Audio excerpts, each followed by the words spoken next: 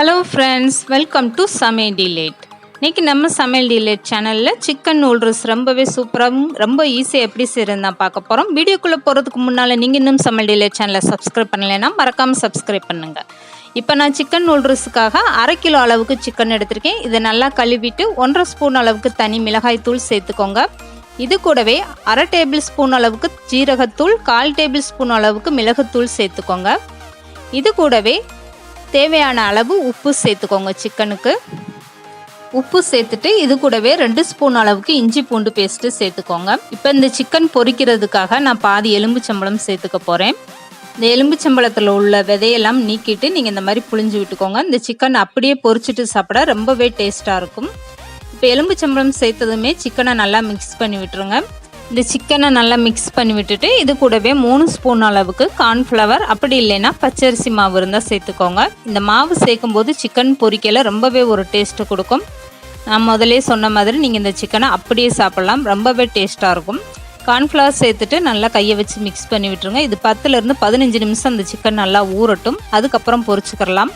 இப்போ நூடுல்ஸ் வேக வைக்கிறதுக்காக தண்ணியில் தேவையான அளவு உப்பு சேர்த்துக்கோங்க. இந்த மாதிரி பேக்கெட் நூடுல்ஸ் நீங்கள் வாங்கிக்கோங்க. இதில் எப்படி வேக வைக்கிறதுன்னு கொடுத்துருப்பாங்க. அப்படி இல்லைன்னா 3லேருந்து 5 நிமிஷம் வரைக்கும் நீங்கள் வேக வச்சிங்கன்னா போதும். தண்ணி நல்லா கொதிக்கட்டும். கொதிச்சதுக்கப்புறமா நீங்கள் பாதி அந்த நூடுல்ஸை உடச்சிட்டு அப்படியே சேர்த்துக்கோங்க. இந்த நூடுல்ஸ் வேக வைக்கும்போது 1 லிட்டர் அளவுக்கு தண்ணி சேர்த்துட்டு அது கூடவே 2 ஸ்பூன் அளவுக்கு எண்ணெய் சேர்த்துக்கோங்க. நூடுல்ஸ் ஒன்றோடு ஒன்று ஒட்டாமல் வர்றதுக்காக. இது கூடவே நூடுல்ஸுக்கு தேவையான அளவு உப்பு சேர்த்துக்கோங்க. இப்போ பாருங்கள், நான் எப்படி வெந்துருச்சுன்னு எடுத்து காட்டுறேன். கையில் எடுத்துகிட்டு நீங்கள் இந்த மாதிரி அமுக்கி பார்த்தீங்கன்னா தெரியும். 70% இந்த அளவுக்கு வெந்தால் போதும். முழுசாக வேக வைக்கக்கூடாது, குழஞ்சு போயிடும் அப்போ நூடுல்ஸ் கிண்டும் போது.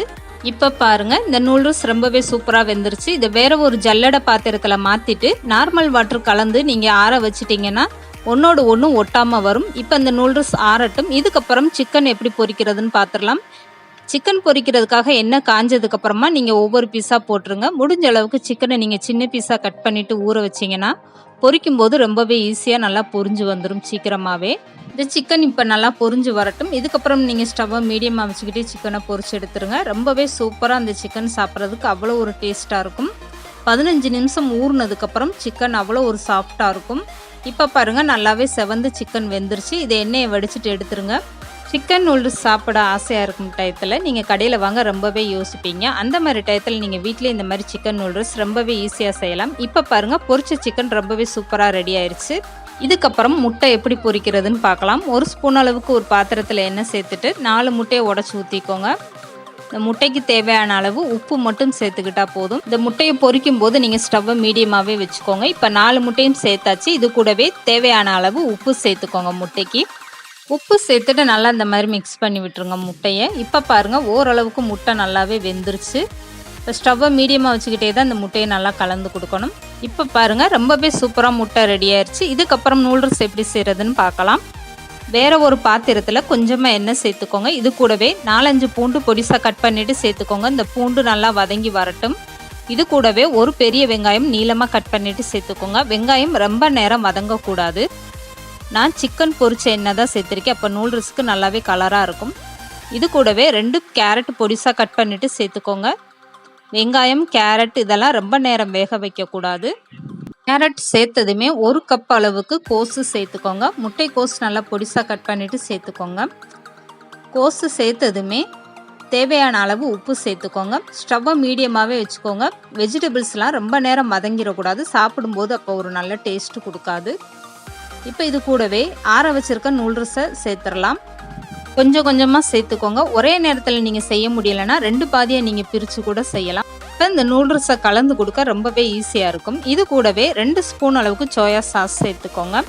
இது கூடவே 5 ஸ்பூன் அளவுக்கு டொமேட்டோ சாஸ் நான் சேர்த்துருக்கேன். உங்கள் புளிப்புக்கு உரப்புக்கு ஏற்ற மாதிரி நீங்கள் சேர்த்துக்கோங்க. 1/4 ஸ்பூன் அளவுக்கு தனி மிளகாய் தூள் சேர்த்துருக்கேன் நான். நீங்கள் அப்படி இல்லைன்னா சில்லி சாஸ் இருந்தால் அதை தாராளமாக சேர்த்துக்கோங்க. ரொம்பவே சூப்பராக இருக்கும். சாஸெல்லாம் சேர்த்துட்டு ஃபஸ்ட்டு ஸ்டவ்வை குறைச்சி வச்சுட்டு நீங்கள் இந்த மாதிரி கலந்து கொடுங்க நூடுல்ஸை. எல்லா வெஜிடபிளும் சாஸும் ஒன்றா மிக்ஸ் ஆகட்டும். இதுக்கப்புறம் நீங்கள் பொரிச்ச சிக்கன் சேர்க்கலை, ஸ்டவ்வை ஃபுல்லாக வச்சுக்கிட்டே கலந்து கொடுத்துக்கலாம். இப்போ பாருங்கள், நல்லாவே மிக்ஸ் ஆகிடுச்சு. இது கூடவே 1 குடை மிளகாய் நான் பொடிசாக கட் பண்ணிவிட்டு சேர்த்துருக்கேன். இது கூடவே பொரிச்சு வச்சுருக்க சிக்கனை நீங்கள் பெருசாக இருந்தால் கட் பண்ணிவிட்டு சேர்த்துக்கோங்க. அப்படி இல்லைன்னா முழுசாகவே சேர்த்துக்கலாம். பொரிச்சு வச்சுருக்க சிக்கனை சேர்த்துட்டு நல்லா கலந்து கொடுத்துருங்க. இப்போ ஸ்டவ்வை நல்லா ஃபுல்லாகவே வச்சுக்கோங்க. இப்போ பொரிச்சு வச்சுருக்க முட்டையும் சேர்த்தாச்சு. இது கூடவே 1/2 டேபிள் ஸ்பூன் அளவுக்கு மிளகுத்தூள் சேர்த்துக்கோங்க. மிளகுத்தூள் சேர்த்துட்டு ஸ்டவ்வை ஃபுல்லாக வச்சுட்டே நல்லா கலந்து கொடுத்துருங்க. 2 நிமிஷம் நீங்கள் கலந்து கொடுத்தீங்கன்னா போதும். ரொம்பவே அருமையான சிக்கன் நூடுல்ஸ் அருமையாக நீங்கள் வீட்டிலேயே தயார் பண்ணலாம். கடையில் போய் வாங்கவே தேவையில்லை. ஹெல்த்தியாக நீங்களே வீட்டில் செஞ்சு சாப்பிடலாம். இப்படி ஒரு சிக்கன் நூடுல்ஸ் எப்படி செய்கிறதுனா இன்றைக்கி நம்ம வீடியோவில் பார்த்துருக்கோம்.